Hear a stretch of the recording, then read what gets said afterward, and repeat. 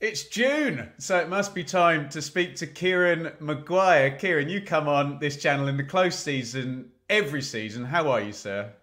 I'm good. I appear to be the Grim Reaper of all things football these days because normally if I go on anybody's show, it tends to be because the club's in crisis. So it's actually quite nice to have a broader review of what's happening in the world with no wrong uns, amortization, dodgy dealings, conversations. Or will they prove to be that the case? We'll have to wait and see, listeners. This could have got very confrontational if Brighton, your team, had indeed pilfered Ipswich, my team's manager, a few weeks ago. But we'll get on to Ipswich in a little bit.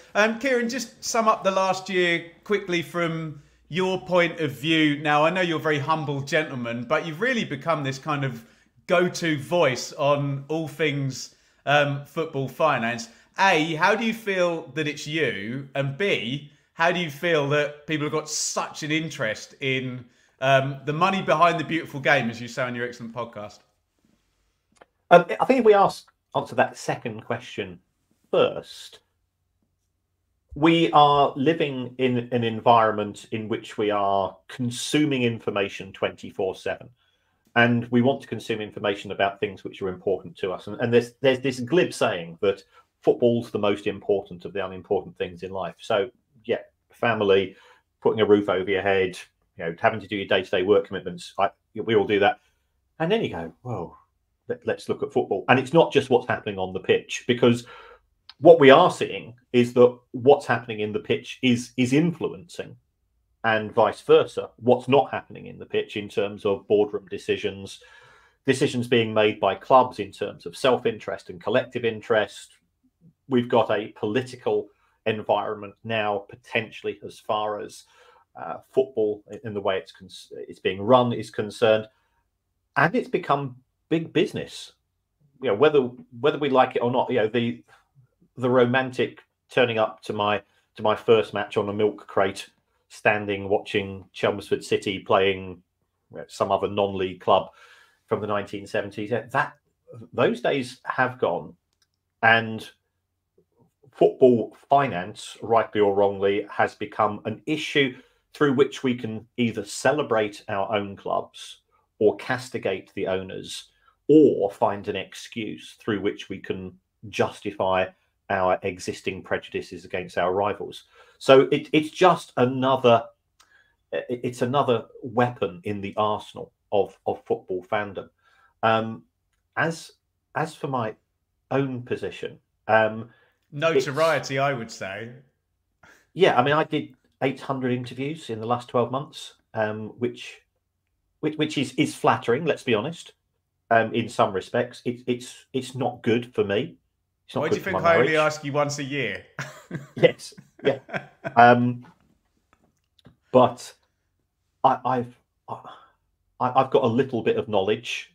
I'm a teacher, so I'm used to explaining things, and that seems to have hit a sweet spot. I don't get paid for practically all of it, but that has never been an issue as far as I'm concerned.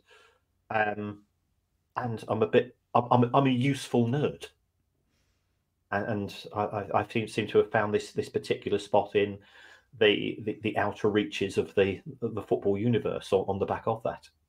Let's get into the Championship. The first time you came on this channel, you lovingly described the Championship as a clown car, okay? But I wonder if now you're describing it as a canary in the coal mine for a lot of the stuff that people are discovering in these past couple of years, where Championship fans are going, we know all about this now.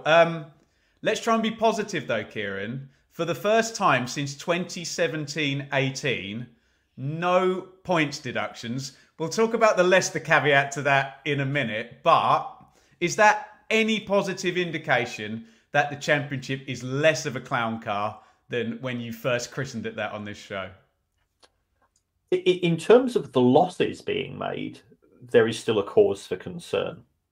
I think what we have seen over the course of the last couple of years, and I'm not saying this simply because I've just been having a long conversation with the guy, is that under Trevor Birch's leadership of the EFL, clubs know that they are being monitored very carefully. And therefore, they're aware that their ability to circumvent rules is being restricted. I think the EFL has also improved its own internal operations. Clubs have mainly followed suit. And as a result, we have been through this position that every club in the Championship last season, its final position on the final day of the season was due to the number of victories and draws that the club achieved, as opposed to financial misdemeanors, having a good lawyer or not having a good lawyer, or having a successful lawyer and not a successful lawyer, and so on. And that is to be welcomed. But you've also just got to, drop down a division or two, and you see that in League One and League Two, things aren't so great. National League, things are pretty Wild West. So yes, I think we are heading in a better direction. There are still some fundamental issues with regards to how we manage our national game, the acknowledgement of its importance, and so on. Championship is fantastic. That's what people don't realise. They don't know just how good it is. And speaking as somebody that's supports a team that is now in the Premier League, as you are as well, of course. The idea of you put in a crap performance on a Saturday and you've got to wait till the following weekend is pretty depressing. In the Championship, it's always Tuesday night. And it's a far more competitive league, in the sense that I would imagine at the start of the season there are probably 16 to 18 teams who think we don't necessarily get automatic, but I still think we've got a chance of getting into the playoffs. That's not the case when you move up the division. So I'm about to find out. No points deduction, Kieran, but there is a literal and metaphorical fox in the hen house here, because many people think there should have been a points deduction in the Championship this season. Kieran, I'll give you my layman's explanation of what I think happened, and then I'll give you my emotional response to it as a fan of one of the teams competing against Leicester City at the top of the Championship. So Leicester breached P&S rules in the Premier League. The breach was confirmed this season in March. Well, they were punished in March, but we think we knew about this a long, long time before in terms of the reporting. And Leicester were wriggling in between jurisdiction of the Premier League, who weren't allowed to punish them because the EFL, because they were in the EFL, and the EFL, who weren't allowed to punish them because the infraction took place in the Premier League. My emotional reaction is that is utterly, utterly ludicrous, ridiculous. How can you have a path between two leagues and an absence of jurisdiction?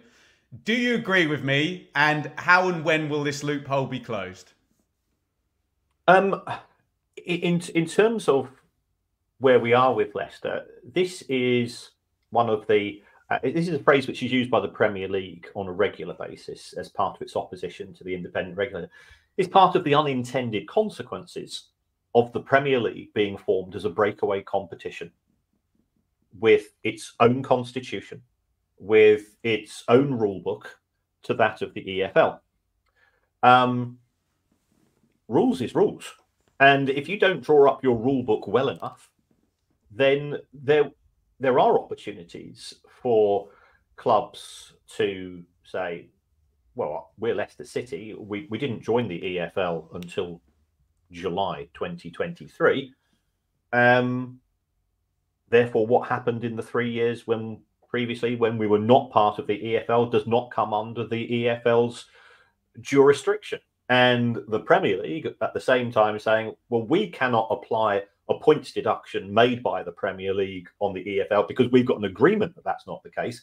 And I think that's, to a certain extent, I think that is correct, because in the Premier League, it's 38 games compared to 46 in the Championship. So an 8-point deduction in the Premier League is not the equivalent of an 8-point deduction in the Championship. Leicester employed the person who, in my opinion, is the best sports lawyer in the country to represent them, and that's what you do. And regardless of your views on the outcome, you always hope that whoever you're employing to represent you will do the best job possible, and they did. So what we have is a scenario that Leicester were relegated from the Premier League, and they lost a hell of a lot of money. They're the only club that I'm aware of has spent more money on wages than it generated in income in the history of the Premier League. The Premier League's got 30 seasons of, at some point, some fairly ludicrous behaviour, and therefore the club had suffered significant losses. Under normal circumstances, you would have expected some form of charge. Have they breached the rules? The simple answer is I don't know, because you can't say that with 100% certainty until you've been through the books with a fine-tooth comb. But what we will see happen is that Leicester City Football Club Limited currently owns one share in the English Football League Limited. And what it will do somewhere over the course of the next 2 or 3 weeks is it will sell that share, or effectively swap that share, with Sheffield United or Luton or Burnley, and it will then become part of the Premier League. And the Premier League will say, "Oh, welcome back, Leicester. By the way, we need you're part of the Premier League now, and from the 3 years to the 30th of June 2023, you were part of us, and therefore you were subject to rules. Come in, have a chat, whop." That's what we expect to be the case. Whether they're guilty or not, that's for the tribunal, if charges are made, to determine what could be the consequences. There has been talk of an up to 15 points deduction. Now, I think there's an element of scaremongering in that. What we are seeing, and you asked me earlier, why my profile has expanded far more than I ever expected. It's because I go through the numbers and try to give people an explanation as to what they mean. And I also, in my view, I try to keep it on a straight and narrow, whereas there are other people effectively doing a similar role to me who like to shout 100 points, demotion to League Two, and I'm not really. I'm a very boring teacher, and from my point of view, I try to sort of deal with things in moderation. I've got a sort of double follow-up, Kieran, involving sympathy, essentially. Do you have sympathy for Leicester in respect to the fan that they lived everybody's dream, won the Premier League, have a decent-sized fan base, a nice stadium, good players, and you've just told me that they spend more money on wages than they made in income and got relegated with that squad? And the other side of sympathy, we've seen the likes of Birmingham and Reading essentially have a bit of sympathy from the EFL because they worked with them, they did the approved business plans and consented to all the embargoes and worked with them. Leicester have done the exact opposite, haven't they? They said, you can't tell us what to do. You can't tell us to sell Ndidi or Dewsbury Hall. You can't tell us we can't sign Harry Winks for 10 million, Connor Cody and Hermansen, the keeper, at the start of the season. I guess that's where your 15-point scaremongering number kind of originates from. Talk to me about those two sides. I do have sympathy for Leicester City Football Club because their wage bill was half the wage bill of Liverpool, Manchester City, Manchester United. So if they're only allowed to spend half of the money on wages as some of those other clubs, and we're talking 100, 150 million pounds, that puts them at a disadvantage. So they've got a disadvantage from a competitive balance point of view due to the nature of the rules. And then to say to them, "Oh, you've been relegated, so clearly the money you had been spending has not been spent particularly well." But that's football. To subsequently say that you're going to have an on-field punishment in the sense of a points deduction seems very unreasonable. And also, I was so proud of Leicester City in 2016 for winning the Premier League. Yeah, having seen it's not a cartel as such, but there is an awful lot of protectionism as far as the Premier League is concerned with regards to.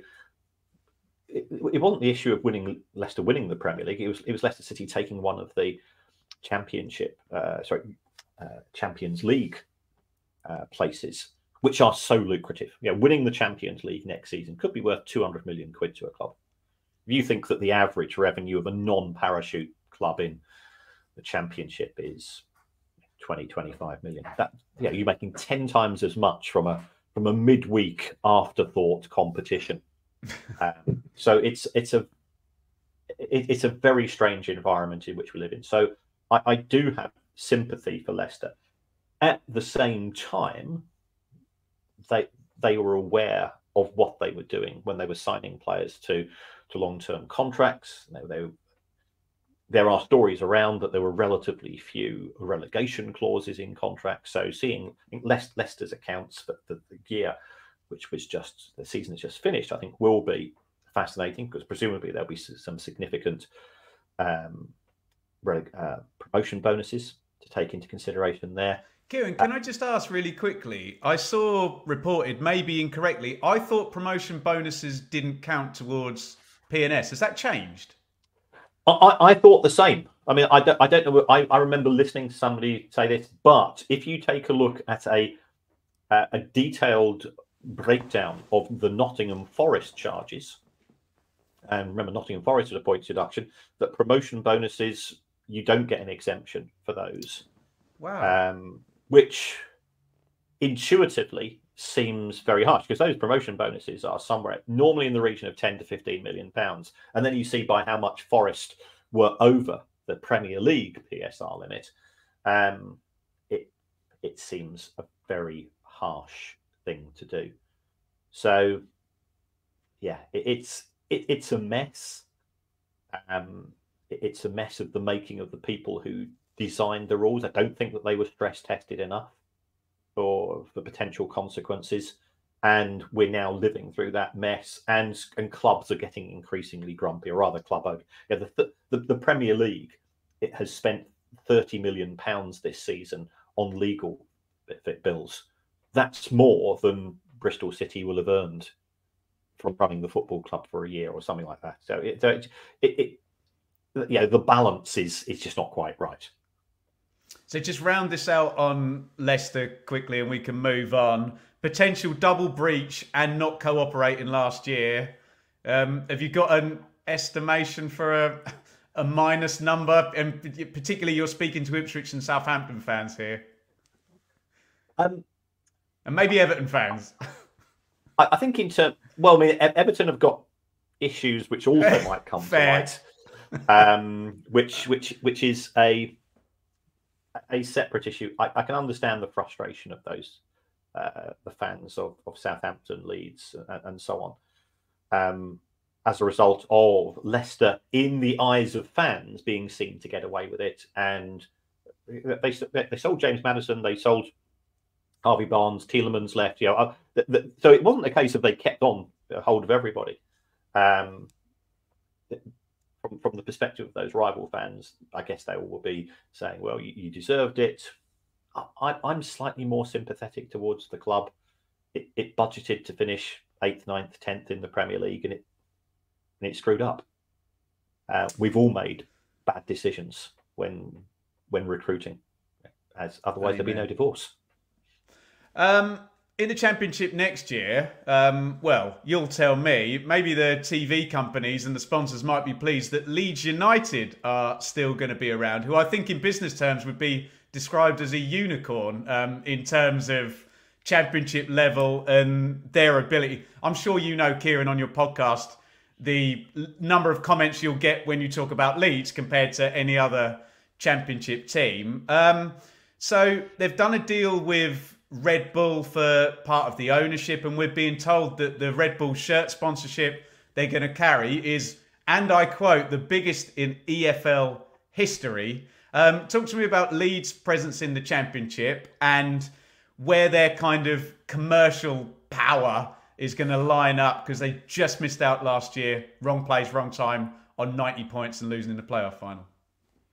Yeah, when Leeds were last in the Championship, they were generating more money from commercial income than half the clubs in the Premier League. So during a pandemic.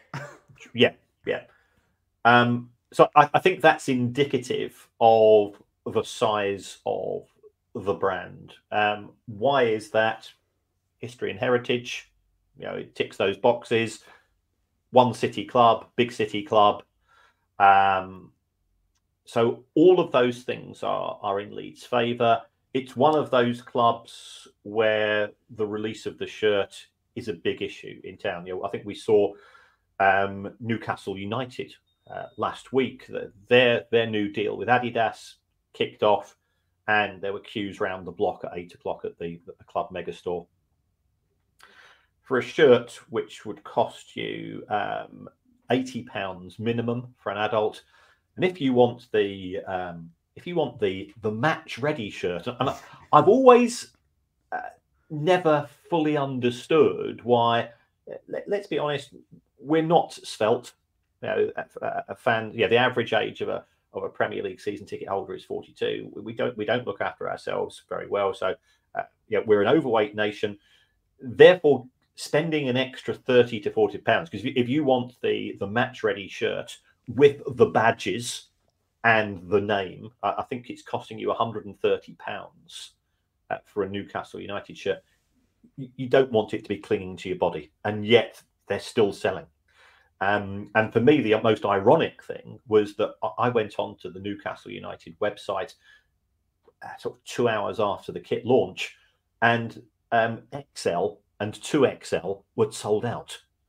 And which seems to me to be an irony, but never. But back to Leeds, of course.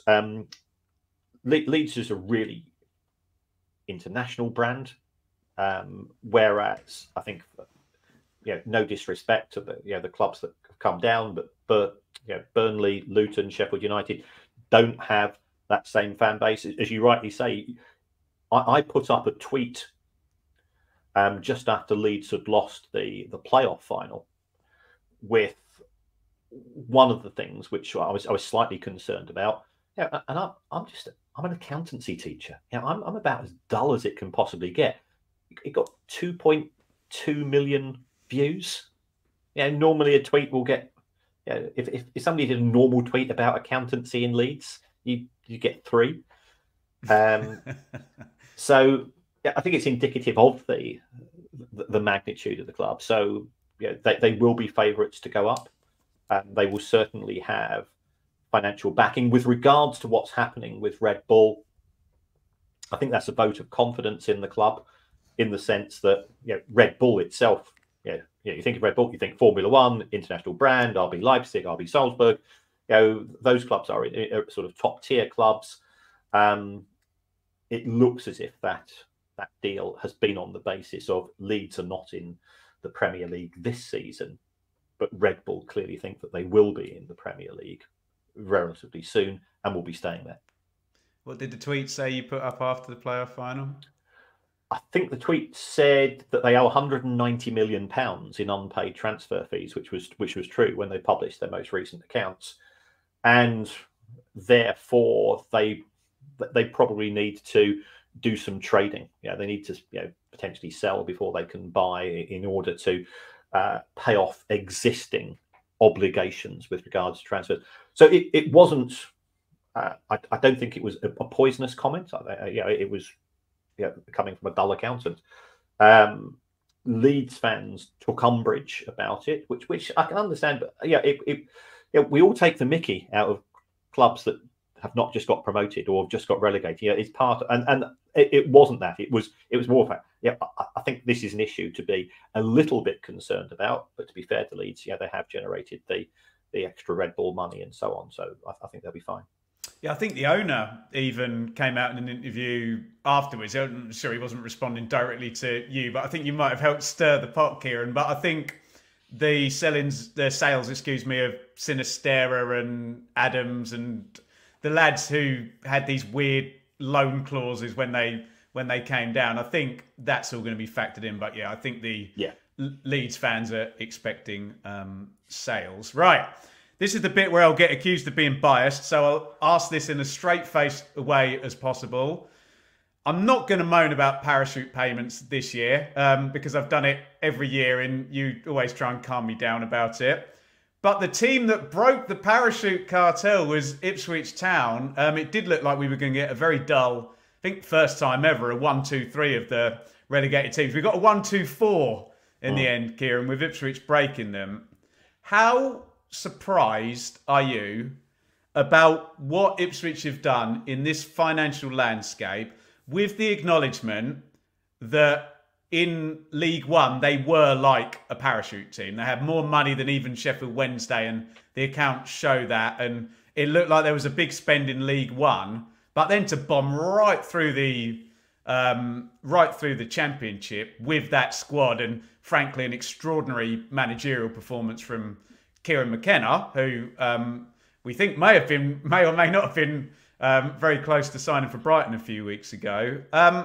Talk to me about what that's going to do, say for the likes of Birmingham, who are now a big club in a similar position. First of all, congratulations. It was a fantastic achievement, and it was based on merit, not money. So huge plaudits. And as an away fan, I'm really looking forward to going to Portman Road. It's one of those places which is always a joy to visit. It's a tremendous achievement because, in my view, the three clubs that were relegated from the Premier League in 22-23 were probably the three strongest I've ever seen reduced in a single season. If I can just jump in, Kieran, there. Southampton, 11 years. Leicester, 8 years and title winners. And Leeds, you've just mentioned why. Sorry, continue. Yeah.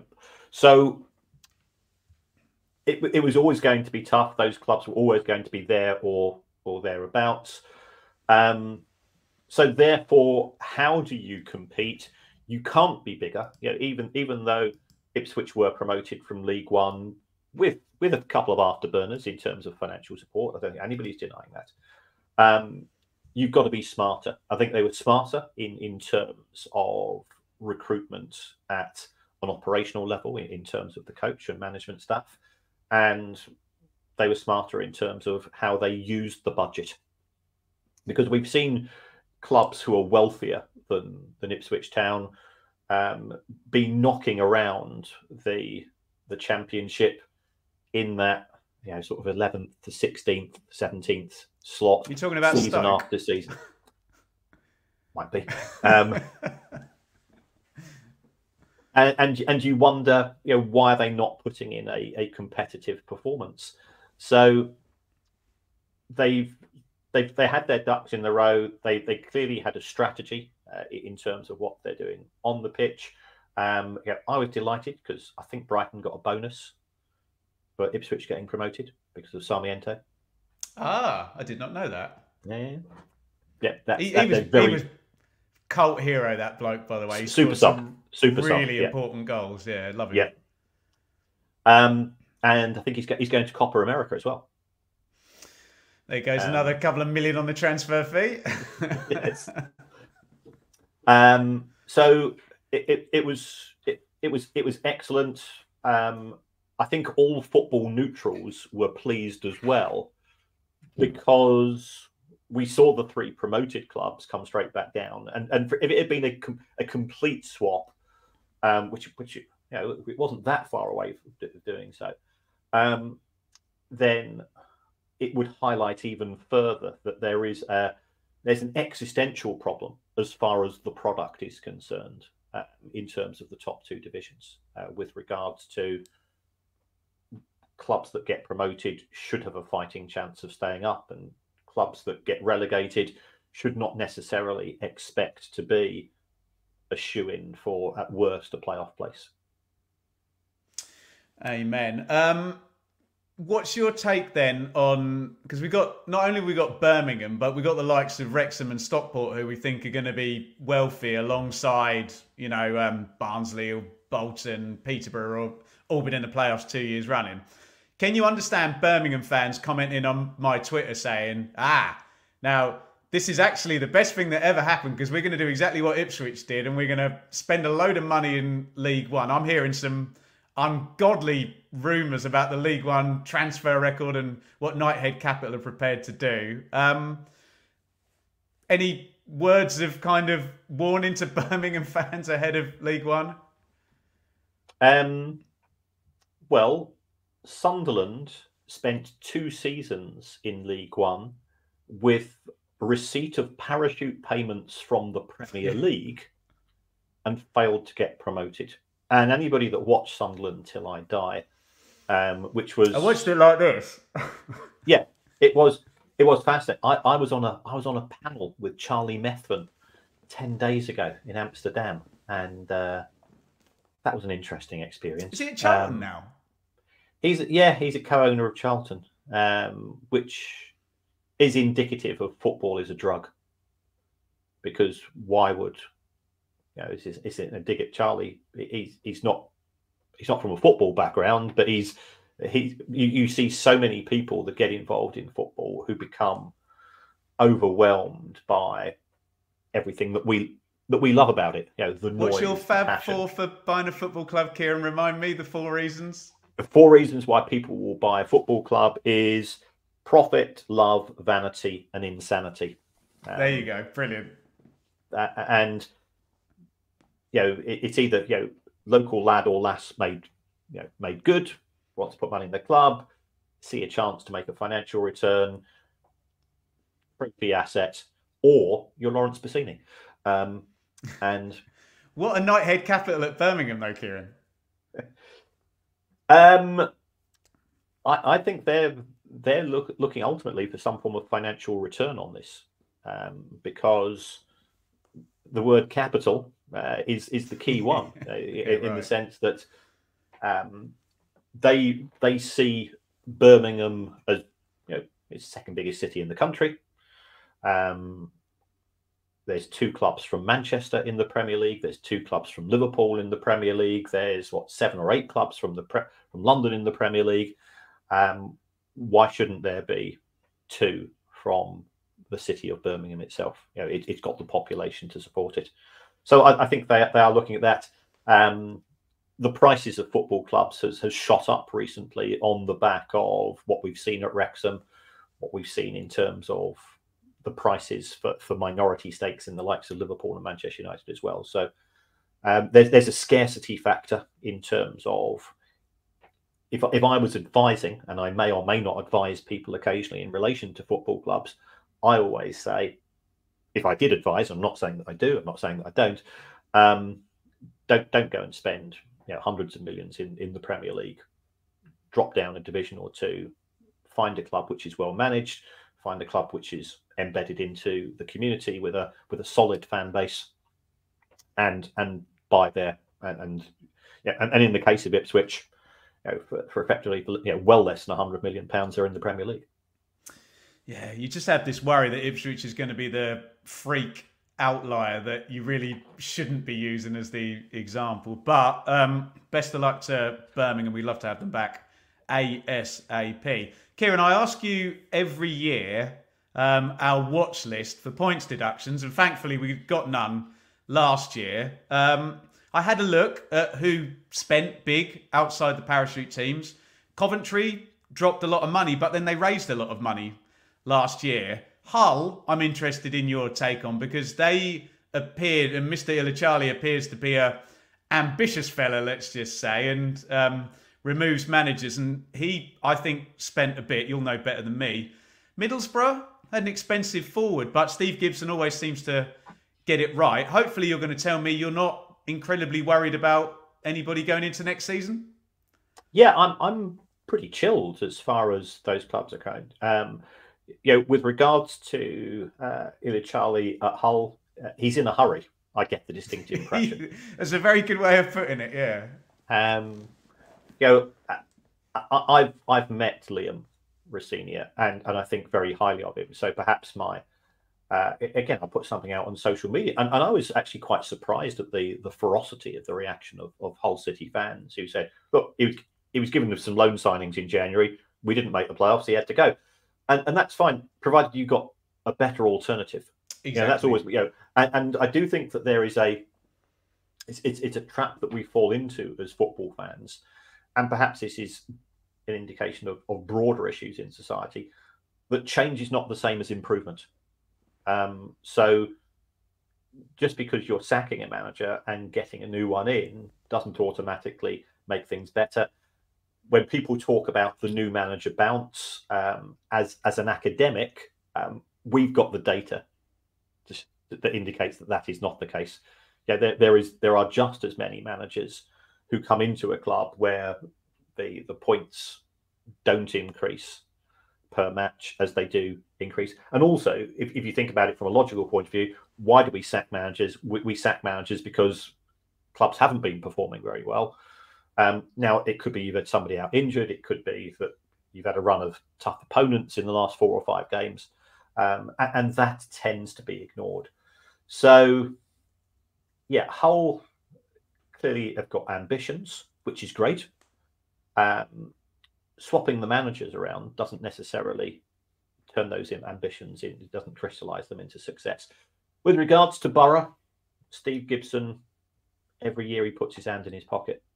Managers don't tend to last too long, but do managers last anywhere in the Championship? For a long period of time. Carrick has signed a 3-year contract in the close season, so maybe this one might. Yeah, but I mean, earlier last season there was an awful lot of Carrick out viewpoints held by some Borough fans, not all, of course, and also I think Carrick is seen as one of those coaches who is progressive, and therefore, to a certain extent, you're protecting your own interests by signing into a long-term contract, because that increases the amount of compensation payment. Had McKenna gone to Chelsea, Manchester United, Brighton, whoever it was going to be, it was looking around about £6 million payment. Which I think that might just have quadrupled since the new thing signed, Kieran. Yeah, absolutely. Protect your interests. Brighton got 23 million for Potter. That went well, didn't it? I'm glad we're talking about Championship, because it's giving me a chance to not have to mention the word Chelsea. So I think that those clubs are in a solid position. I don't see anybody necessarily being close to breaching the rules. Hull, under the previous ownership, ran quite a tight ship.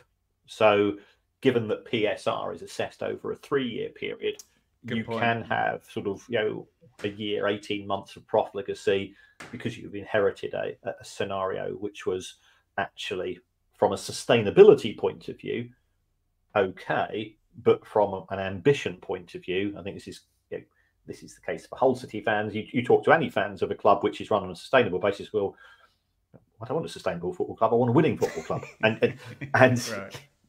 the two things don't go hand in hand. In my other concerns list, Sheffield United fans are not confident. They are telling me they're going to come down, they're not going to spend any money, and it's going to be a problem. I heard you talking on the Price of Football about Watford, and the parachute payments have expired, although we think they'd taken out big loans against them anyway before this has even happened. And a strange share issue, let's just say. And I still hear from Blackburn fans that Venky's can't get money from India to the northwest of the English peninsula in order to keep things going. You got any worries about those three? Sheffield United under the current ownership are a concern, because Prince Abdullah, nobody seems to know what his motivations are. Getting promoted to the Premier League, selling your 2 best players, not really investing in replacing them. this is not vindictive. They stank out the Premier League last season. You know, and it must have been really awful because they were getting done 4 and 5 and more on a regular basis. By Newcastle, yeah, yeah. And Arsenal declared after half an hour, didn't they? You know, when. So it must have been a really depressing experience, and therefore you wonder about what's going to happen in 24-25. It looks as if it was an air shot by the owner. And what I mean by an air shot, I get promoted, don't spend any money, bank the revenues from the Premier League, and that allows for a potential reset this season in the Championship. Kieran, can I just jump in? Am I right in saying that Cameron Archer was signed from Aston Villa for 18 million with a clause that if Blades went down, Villa could sign him back for 14 million? That seems like an insane deal to do. The simple answer is I don't know. Yeah, because individual contracts are a private matter between the two parties. Nothing would surprise me. Right. He didn't have the greatest of seasons, but then he wasn't given any supply. No. So it's difficult to make a case one way or the other with regards to that. So trying to work out Sheffield United's motivations last season was baffling. The club, it's not explicitly up for sale, but it's one of those ones where we know that if an appropriate offer comes in, expect to see a change at the top. But then you could probably say that with 18 out of 24 clubs in the Championship. You know, it's the same for us. Yeah? If somebody comes in and offers me, I'm not looking to move house. Somebody comes and offers me a figure which is twice than I'd normally expect to get, then that starts a conversation, or even 20% more. So it's not great for Sheffield United. They are a cause for concern. And just looking at the other clubs you mentioned, Watford, and I'll be completely honest here, I've made myself very unpopular at Watford with my assessment of the share issue. And again, I've not got a dog in the fight. It's valuing the club at £175 million when it's not in receipt of parachute payments. It doesn't appear to have saleable stock. It was putting out, rather the seller, the people responsible for the sale of the club were putting out statements which in my view were a significant misrepresentation of the club's financial status. Was a strange thing to do. Whether the owners have more money to put in themselves, I think is open to question. So, I think it could be a rocky few months, but I'd rather not say any more because I'm unpopular enough as it is. Blackburn and the Venkies, I think we've probably had this conversation every year for the last sort of 4 years that we've been chatting. Yeah, like clockwork. Why are they doing it? Because they've not attended a match at Ewood Park for 10 seasons because somebody once threw a snowball at one of the Venkies and they went off in a sulk. And yet, which we don't condone. No. It'll be milkshakes next. We don't condone that either. We don't condone anything. I think it was a brick yesterday, Kieran, but let's move on from the politics anyway. So, do the Venkies have challenges in India? Yes, they do, but the club still seem to manage to pay the bills on a month-by-month basis last season. So, what their long-term ambitions are as far as Blackburn Rovers, I think, is open to question. My worry for Blackburn is that if you replace the Venkies with somebody else, how willing are they going to be to put £1 million a month into effectively subsidising the club? Well, and also, Kieran, when you avoid relegation on the last day of the season and you've got the top scorer in the division playing for your team, what happens if said Mr. Smodic is transferred elsewhere as well? Yes. It does look a delicate position. I don't know how long he's got left in his contract, but there will be people sniffing around, both within the Championship and elsewhere. Amen. I don't want to make this about Ipswich. Have we got any other gold stars to give out for owners? Not much massively standing out. I feel like we need to give Bristol City credit because they were in a bit of peril 2-3 years ago, and they seem to have. I don't know what your view is. They seem to have kind of flattened that out. Cardiff are finally out of embargo and seem to be trending upwards. And Millwall, obviously, since we last spoke, the sad passing of John Berylson, and they just continue to punch above their weight. You got any gold stars to give out? Forget Ipswich for the purposes of this one. Yeah, Bristol City are subsidised by the owner to an incredible amount each year. I think they deserve some credit for increasing the money making capacity at Ashton Gate. You know, there has been a significant investment there, and I think they'll start to reap the rewards. Cardiff bump along without doing anything. Yeah, without doing anything spectacular, either good or bad. And Millwall, it's difficult to work out what's going because some very senior people at Millwall have just left, and you get the impression that there was more pushing than jumping with regards to those decisions. So Millwall did well, and John Berylson was an excellent owner in the sense, again, somebody's. I don't care how rich you are. £1 million a month on a hobby is good. And I think the good news Kieran, about with him as well, I don't think, and this is not just revisionist history after his sad passing, but no one said a bad word about him in the fan base. Yeah. And that is unusual. And the fact that they've now got, I think they've got a 999-year lease on the property, right? Which was a cause for concern at one point that the local council might have been in a position to evict them. So they're all sort of 3 to 4 stars rather than 5 in terms of their performance. But how do you give a 5-star to an organisation which is losing 400 grand a week on average? It's very difficult to do so unless they have spectacularly overachieved, which takes us back, of course, to Ipswich. There you go. Couple more, Kieran.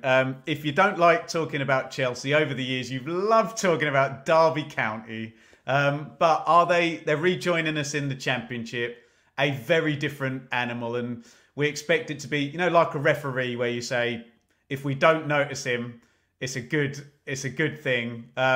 Derby back nice and quietly, do you think, next year, Kieran? Yeah. David Clowes, the new owner, has done a fantastic job.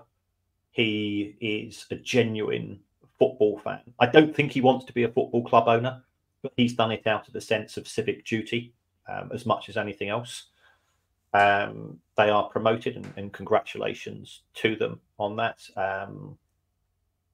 There's still things which slightly concern me about some of the people that are there who are part of the old regime, but again, you've got to give them credit. They did a good job last season.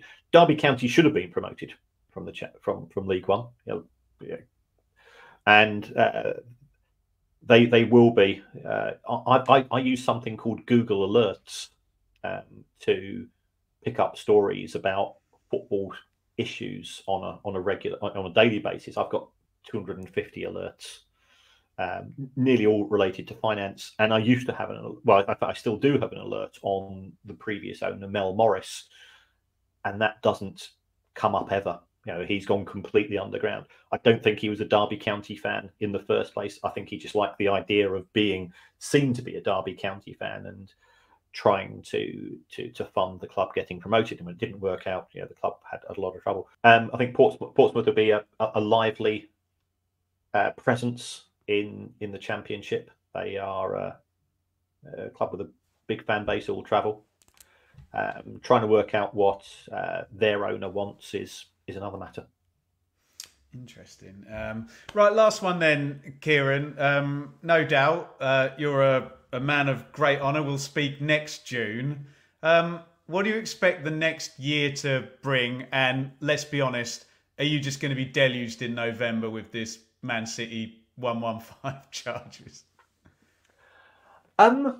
Well, I don't think it will be. And the reason for that is that whilst the hearing in respect of Manchester City is getting to be held in November, I don't expect a verdict until perhaps February/March of 2025.